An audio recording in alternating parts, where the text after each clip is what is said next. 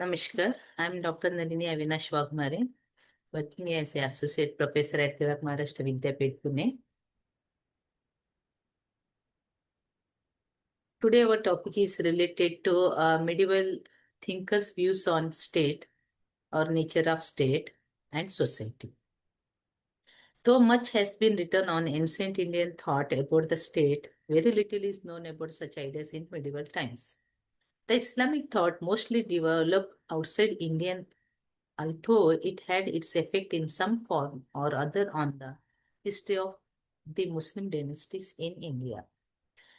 First of all, we have to see the Farabi's views on state. Farabi was a Turk. He was born in 870 in Farab, which formed a district of Tanzania. Those were the days when the position of the Abbasids was in danger, caused by the rise of many new dynasties under ambitious rulers and by the racial, religious, philosophical, and cultural differences existing among the followers of Islam. As a young scholar, he went to Baghdad and was patronized by Sayyid Dawla.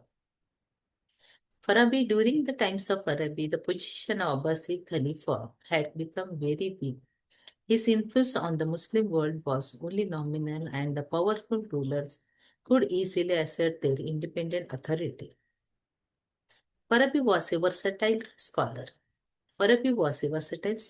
He studied a variety of subjects such as philosophy, logic, politics, mathematics, physics, and music. He was a prolific writer, some of his famous being those on logic, on Plato's laws, on natural sciences, commentaries on Aristotle physics, meteorology, and the sky and the world, and independent books on movement of heavenly bodies, on psychology and metaphysics.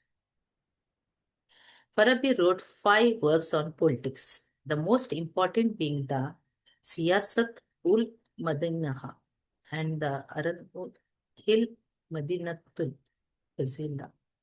The Madinatul Falaha.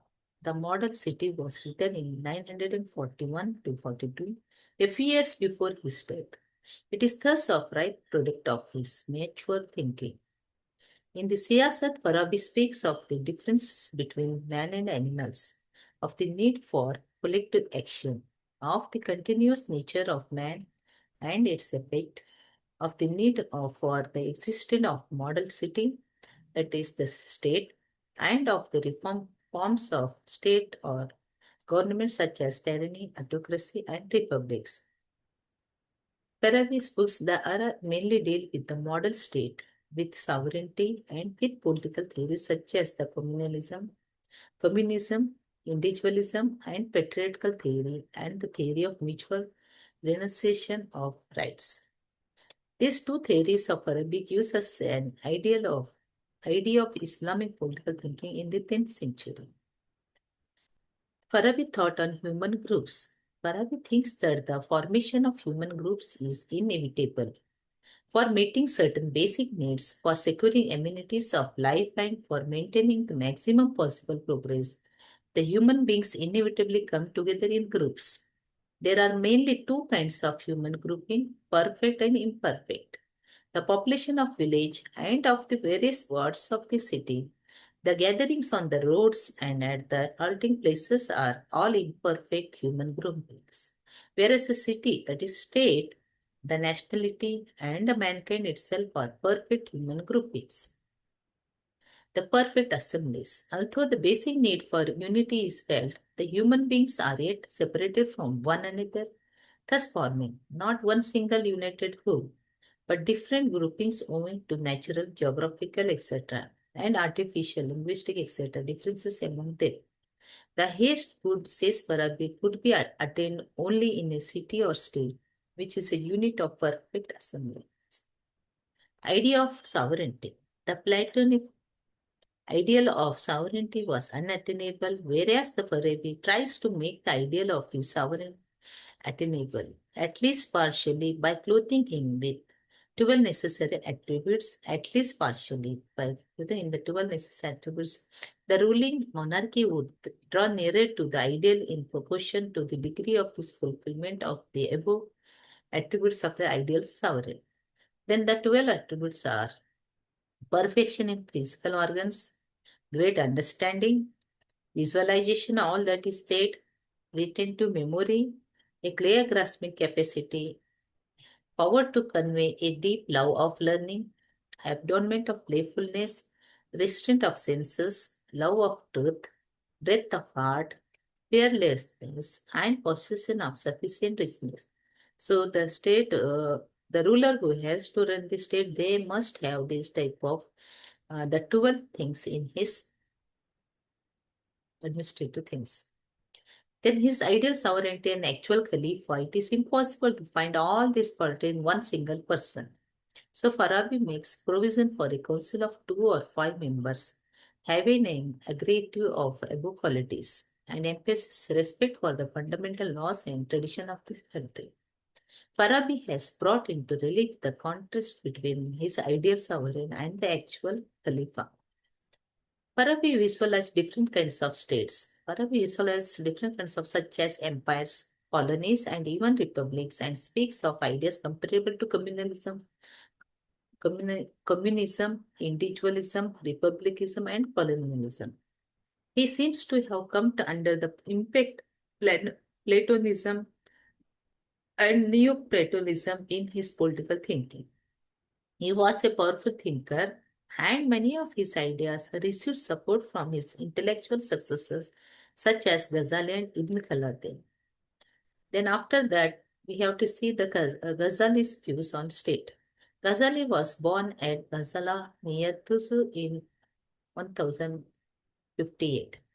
At an young age, he joined the court of Tusi among as Tusi's intellectual advisor and chief canonist. In 1091, he became a professor in the great educational institution of Baghdad. But he did not stay at Baghdad for long. In 1105, he was made president of the Academy of Nishapur. He finally went to Tusu and settled there only. What is the Ghazali's writings? Then some of his important works were the Munqidh Minas Jalal, Iha ul Ulum, Tiburul Masbuk, Sirul Alamin.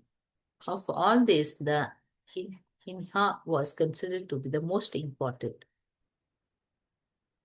The basic feature of Ghazali's thinking is found in the replacement of intellectual perfection by personal experience of rank materialism by spiritual elation. He was skeptical in his outlook and questioned the propriety of dogma. He is considered to be the torchbearer of rationalistic Muslim Renaissance. Giving up dry, groundless argumentation and intellectual speculation, he accepted personal experience and the experience of prophets and saints as authoritative. Then Ghazali's ideas on politics. He thought of politics as closely associated with ethics. He attached great importance to moral rules of conduct as a happy means leading to the fulfillment of man's life. So Ghazali is supposed to be a spiritualist. He does not neglect the earthly life. After the fashion of prophet and other saints, he spoke highly of work and labor in this world. He held that life of this earth is fleeting and that each should live a life of purity and cleanliness.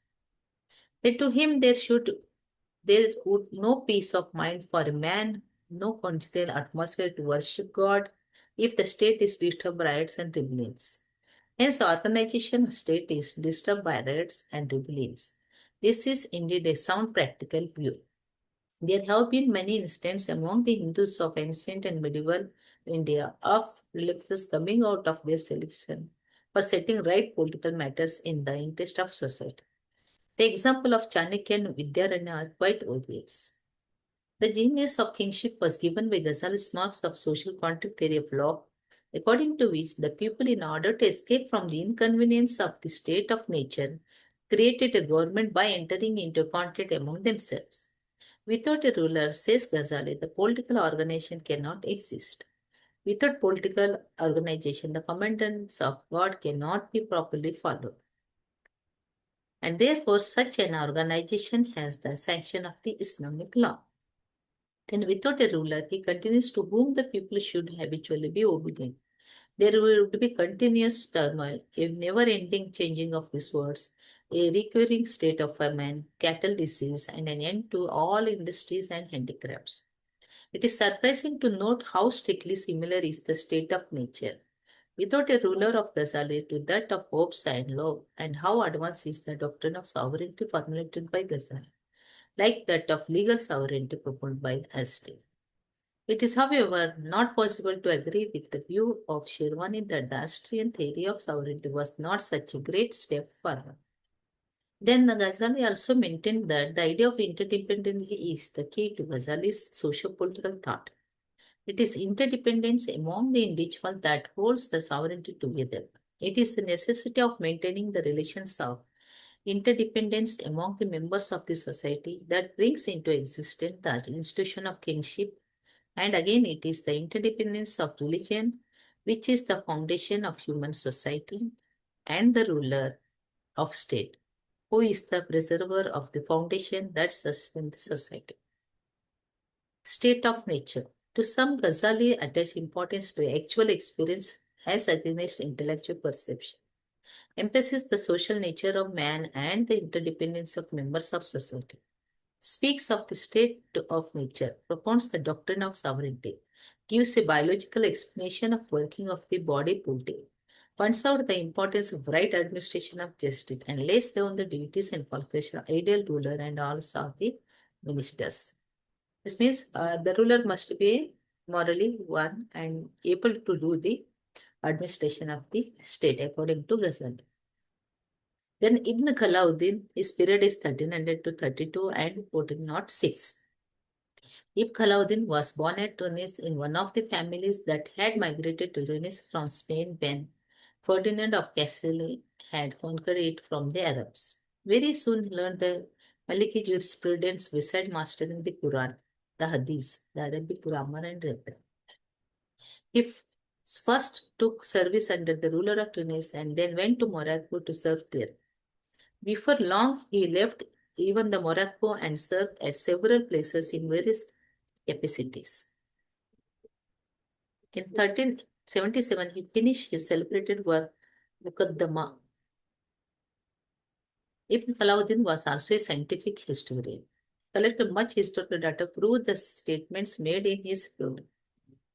Wrote the history of Arabs, Berbers, and Anjamins, and regarded history not as a mere catalogue of facts, as a mere narrative of what happened in those times, but a science to be studied for the purpose of understanding the causes of rise and fall of states. Thus, to him, history consists not merely in catalogue of past events, but in unraveling factors responsible for rise and fall of the states. He lays great emphasis on utilizing only the authentic sources of history for drawing the conclusions. He further defines history as a branch of knowledge that deals with the social, political development of the people and not merely with the actions of a few individuals.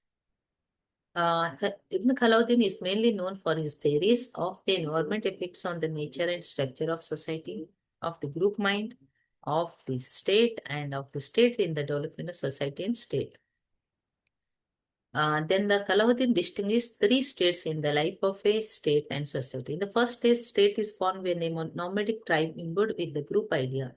Its members leading a free, healthy, and adventurous life subjugates other groups and begins to rule over them. In the second stage, the group mind gradually disappears and the ruling chiefs begins to receive habitual obedience from the people and not as the leader of a tribe having a strong group sense. The people who were leading a hardy, nomadic, and adventurous life in the first days now take to settle life of comparative ease and comfort. They lost their former qualities. They are gradually overcome by imbecility and indifferences to a hardy life.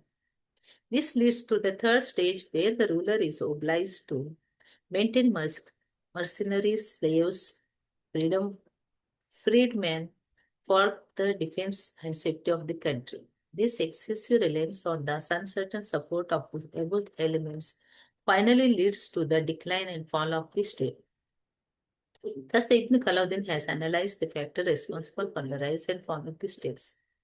This, it may be recalled, is in the position of Ibn Khalauddin himself and should be the purpose of history. Then theories of Khalauddin's, that the theory of state according to which the state taking its birth in the smallest social unit such as patriarchal family, then later on characterized by relation of command and obedience as between patriarchy and the other members of the family, then gradually, naturally evolves into high and more complex social organizations such as the clan, tribe, until it culminates in the body politic, whose membership is compulsory for all the citizens or subjects. They being brought under the conceived authority of the government, which enjoys supreme powers over all the individuals and associations of individuals inhabiting a fixed territory, itself being subject to no external control. When one finally fully developed state, a state in third stage is conquered by another which is more powerful, or in which group sense exists in a more intense form. The conquering state, including the conquered state, now forms the first stage and the cycle once again starts. So it is surprising to note that Ibn Khalauddin has given some thought to the discussion of such economic matters as trade and commerce, taxation, the price theory, the law of supply and demand, the theories of profit and import and export. It shows that uh, Ibn Khalauddin, then Ghazali, and others also given a lot of information about the state theories. Then let's see the medieval Hindu thinkers' views on state and society. So medieval political and social ideas with the celebrated Mitakshara of Isneshwara. Isneshwaras who flourish in the 11th century marks the end of one such epoch and usher in another. He is the last of classical political thinkers and lawgivers and the first to make room for the rise of new ideas. His work Mitakshara is not merely commentary, precise and pointed, as its name indicates, but is also in the nature of digest of laws. It is a digest of all the Smriti material produced is till his times.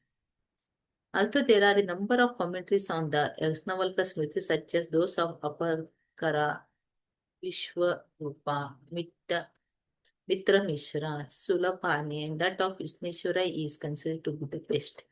The work is in three parts of Adhyanas, that is Achara, dealing with ecclesiastical and moral matters, Vyavahara, dealing with civil law, Prashchitta, dealing with penal matters. So these three parts, in other words, gives us three codes followed by the Hindu in medieval India and even in modern times until they were superseded by the Hindu code in very recent times. Then these codes could be described as ecclesiastical code, civil code, and penal code. Although the work is generally on religious and judicial matters, dealing with topics such as Startaka, Dharma, Dana, Shraddha, Grahasanti, the court of justice, the great support, possession as the basic of title, partisan and inheritance. It also contains a chapter on Raj Dharma, or the duties of the king, and number of allusions to social matters intersected with the treatment of the above subjects. Hence, depending on such of the relevant materials as one could shift from other material dealt with in the talk, one could get the views of Vigneshwara about polity and social life. Then Vigneshwara speaks of the Saptanga theory of the state. That is the king, the ministers, the people, the fortress, the treasury, the army, the allies are said to be the prakritis constitutes of the state. They are compared to the limbs of the organism. This is a traditional idea with the Hindu theorist and Mitakshara also subscribe to this idea. We find the same thought in Vishnu, Manu, as well as Shukra and other medieval lawgivers. This gives the traditional Hindu definition of state. Here we do not find the influence of Western, especially Greek, political thought on Indian theology, unlike in the case of Arabi and Ibn Khalid. Then what were the qualities of the kingship? Among the qualities that are essential to kingship, Vishneshwara mentioned liberty, liberality, intelligence, righteousness, great enthusiasm, equanimity, truthfulness, bravery, knowledge of the Anvishiki, Danda, Vrata, and Tyag. The word Dharmika is interpreted by Vishneshwara as one who is righteous, that is, one who possesses all the dharmas in his caste and order. He now goes on to discuss the external equipment of the sovereignty. He speaks of the qualities of ministers whom he is enjoined to appoint for helping him in the administration of the country. In the Mitakshara also found the rulers and regulations about the daily routine of the king. So later on we find the another Hindu Hindu author who give information about the state origin. The first medieval state origin, that is the Shukracharya. The first medieval work on polity exhibiting a good deal of originality is Sukraniti Sara, essence of polity as expounded by the Shukracharya. It is now generally accepted that this work was written most probably in the 13th century. Unlike the Vishneshwara, Shukracharya is remarkably original in his views regarding the many questions relating to polity. Then Shukra wrote his book not only for the guidance of kings and princes, but for general publics as well. Its scope is thus very comprehensive. The Shukraniti is divided into 4 chapters. The first and the second dealing with the king and his duties, the characteristic of crown prince, etc. The third with the moral code in general, meant for both the kings and the public. Whereas the fourth is subdivided into a number of sections dealing with such topics as the characteristics of friends, neutrals, and enemies, revenue, the state territory, or the duties of the people, law and judicial procedure, fortifications, and the army. Shukras insist on the rights of the people to oppose their king even by joining hands with his enemies, smacks of the social contract theory of law. Although the office of kingship was divinely created, according to Shukra and others, its continuance on the willing obedience of the people gives it the color of the social contract. Though divinely created, he cannot claim to be irresponsible. And here lies the beauty of the Indian theory of sovereignty. Then Shukraniti Shara, the king, his sovereign powers is raised to the highest position in the state. He is the maker of the age. By a terrible use of his engine of sovereignty, he should maintain the subjects each in his proper sphere. It is because of fear of punishment by the king that the people do their duties properly. Thus, Sukura seems to think that sovereignty exercised properly by a righteous king knows no limits. This is he also mentioned that 8 in numbers his duties are the king's 8 duties: punishment of the weak, charity, protection of his subjects, performance of Rajasuri Yajna and other sacrifices, equitable realization of revenue, conversion of princes into tributary chiefs, quelling the enemy, and extraction of wealth from land. The sovereignty cannot be exercised by king who is not qualified by the possess of the 4 qualities: prowess, strength, intelligence, and valor. It is not birth that makes a king. He is respected not for his ancestry, but for his prowess, strength, and valor. Merit, no birth, not birth, consists the claim to kingship. However, his sovereignty, however, is only for the protection purpose. Then another one author who give the views on the state formation in medieval period, Hemadri, was a minister under Mahadeva and Ramachandra Deva of Devgiri. He was the author of a number of works, but his magnum work is the Chaturvarga Chintamani, an encyclopedia work on Dharmashastra. His work is divided into 4 parts, 5 parts, that is Vrata, Dana, Tinha, Moksha, Parishishya. The Parishishya Khanda is subdivided into four sections called Devata, Kalyan Nirvana, Karma Vipaka, and Lakshana Samuchara. As the work mostly deals with the religious rites and observations, we get an idea of the religious and ethical beliefs and practice of those days. One could get glimpses of social life and condition of the people. In Raja Prasisti of the Vratakanda, the political theory of the Seyonas Yadavas of Devgari is sketched in the traditional manner. Occasionally, Hemadri alludes to the judicial matters such as the sources of ownership, the types of Sridhana, and the valuation. He has also laid the injections regarding social relations. Hemadri was in charge of state records of Mahadev and the Yadav kingdom. Mantri of that time, Hemadri wrote his work sometimes between 1260 to 1270. Hemadri was a prolific writer. Besides the Chaturvarna, the Chintamani, his magnum was he wrote several others works such as commentary on Shakuna's Prayanava Kalpa, another commentary entitled Kaivalya Deepika on the Mukta Panhala of Vapadeva, and still another commentary entitled Ayurveda Sayana and Ashtaya Gridhyana of very soon the Dana and Vratakandas, his work Chaturvarna Chintamani became standard works in the whole of South India. Then another another ruler or scholar who gave information about the state formation is Krishna Devaraya. He was the greatest ruler of the Vijayanagara dynasty. He reigned from 1509 to 1529. He is created with the authorship of a Telugu work on polity entitled Amukta Maulida, which throws much light on the political thought of his times. Beside the Amukta Maulida, there are some other works such as the Raya Vacha, which occasionally deal with the matters relating to polity. As usually with works such as Nature, Amukta Maulida, and Raya Chamo, except deal with the definitions of the state, the theory of sovereignty, the nature of kingship, the qualification and functions of ministers, the administration of justice, the military organization, and other things.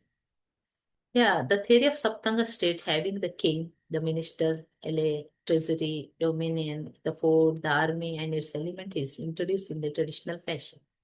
It is, however, interesting to note that the Raya Chakamo has appended to the Saptanga theory concept four other ideas, those of the articles of the present of expenditures, evil possessions, and santanas of spring in the name manner of sex of seven each. Then king and his dharma also mentioned in this book. The king is enjoined to protect his subjects well by punishing the enemies. Unless an unnoted sovereignty, says Krishnadaya, who had been created by Praja Parjanatha for the purpose of governing the people, removes the troubles of the earth and enduring the hardships, can his birth be deemed to be fruitful. Then another is the Ramchandra Panta Amatya, was the finance minister of Chhatrapati Shivaji Maharaj. He was closely associated with the administration, was himself an active participant in the Maratha War of Independence. Hence, the Ajna Patra, coming as it does from the pen of such an experienced administrator, brings into the relief of socio-political ideas and ideals of the Maratha times, especially of the royal period. In Ajna Patra, probably it was in 700 when Rajaram was still alive, but it was officially issued on 21st November 1716 during the reign of Sambhaji II, 1 year before the death of the author. Ajna Patra is thus the ripe fruit of polity grown from the rich political experience, close observations, and mature thinking of the Amatya. It is mainly a treatise on the state policy of Chhatrapati Shivaji Maharaj and on the principles of polity, though it includes a brief life sketch of political events of the times. Broadly speaking, it deals with the administrative, economic, and military matters, besides giving a brief account of the political events. Then Ajna Patra says that the kingdom of the Maratha was a gift of God. The essential duties of the king in such a state are suggested in the achievements of Chhatrapati Shivaji described by the author. This seems to be the protection of the dharma, the external gods and Brahmins in their due places, preservation of the social order by seeing to it that the sixfold duties are well performed according to Chaturvarna system and the maintenance of peace and security in the state. He thinks of the rulers as maker of the age, after the Sukraniti fashion, when he says that the Chhatrapati Shivaji created wholly a new order of things. Then Amatya speak of state of nature and need of creation of the state. Although all men are equal in their essential qualities, they differ from one another in their temperaments. This would bring them into conflict with one another and would endanger their very existence. In order to avoid such an undesirable result, they should be properly restrained and protected. Hence, a state with its ruler was created. This ruler, says Ramachandra, is protector and lawgiver of the state. Then, rightly, two essential qualities he mentioned. The first is his right, and second, his duties. He has the right to make laws for his subjects and the prime duty to offer them protection. He is at once the sovereign and protector of the people, the master and servant of his subject. This is in keeping with the classical and medieval president of India. Then again, the Ramchandra has given a essential qualities of the ruler, long list of functions of the king, which include the protection of the people, the inquiry into the prevalence of dharma and adharma, the organization of royal troops, a regular inquiry into the state of income and expenditure, the right administration of justice, and the like. So Amatya then goes to speak the importance of forts, their construction, organization, and also of naval policy, dealing with the importance of navy, its construction and strength, its organization, policy towards merchant ships, naval fight, and strengthening the naval ships, etc. So these are the few reference book you can refer for more detail about the medieval Indian thinkers' views on state and society. Thank you.